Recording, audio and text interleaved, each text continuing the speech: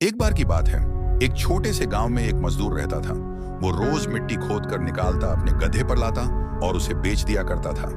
तो एक बार जब वह मजदूर मिट्टी खोद रहा था, तो मिट्टी खोदते खोदते उसे उस मिट्टी में से एक कीमती हीरा मिलता है। लेकिन उस मजदूर को नहीं पता था कि वह बहुत ही कीमती हीरा है। तो उसने उस हीरे को अपने गधे के गले में बांध दिया। एक दिन जब वह गांव से अपने गधे को लेकर जा रहा था, तो एक सेठ जी थे उसी गांव के, जो उसी गांव में एक छोटी सी किराने की दुकान चलाते थे। तो उन्होंने जब उस गधे के गले में उस हीरे को देखा, तो उस मजदूर से पूछा कि यह तुम्हारे गधे के गले में क्या है। बड़ा चमक रहा है, मजदूर ने कहा कि यह चमकीला पत्थर है, मुझे मिट्टी खोदते समय मिला था। अब सेठ जी को चमकीला पत्थर पसंद आ जाता है और सेठ जी उस मजदूर से उस चमकीले पत्थर को 50 में खरीद लेते हैं और वह उस चमकीले पत्थर को अपने दुकान के तराजू पर लगा देते हैं। अब जो भी सेठ जी की दुकान पर आता, उस चमकीले पत्थर को देखकर उसकी बहुत तारीफ करने लगता। तो एक बार एक ज्वारी सेठ जी की दुकान पर आता है और जब वह उस कीमती हीरे को सेठ जी के तराजू पर लटका हुआ देखता है, तो वह ज्वारी समझ जाता है कि यह कीमती हीरा है। वह सेठ जी से पूछता है कि यह क्या है और इसे आपने तराजू पर क्यों लटकाया हुआ है। सेठ जी उस जौहरी से कहते हैं कि एक चमकीला पत्थर है, मैंने एक मजदूर से 50 में खरीदा था। वह जौहरी सेठ जी से कहता है कि क्या तुम इस चमकीले पत्थर को मुझे बेचना चाहोगे। सेठ जी उस जौहरी से कहते हैं कि अगर तुम इसे खरीदना चाहते हो तो मुझे 0-0 दे दो और इसे ले जाओ।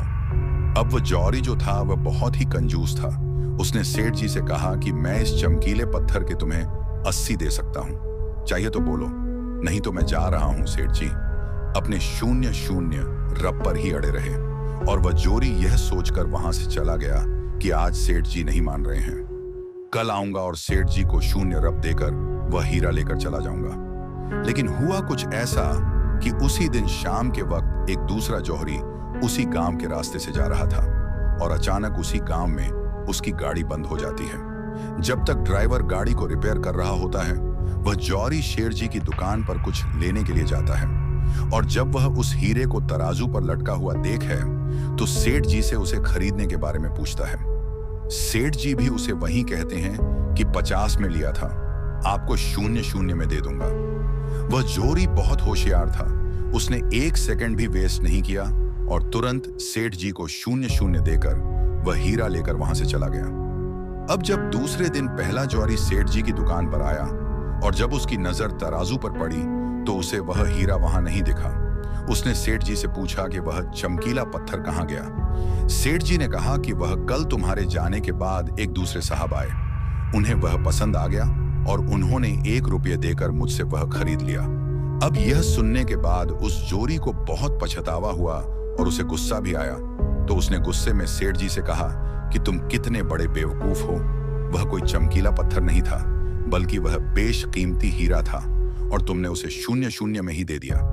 अब यह सुनने के बाद सेठ जी ने उस जौहरी से कहा कि साहब, ऐसा है कि मुझे तो पता नहीं था कि वह बेशकीमती हीरा है और आपको यह पता होने के बावजूद भी आप कल मुझसे रुपये के लिए झकझक कर रहे थे।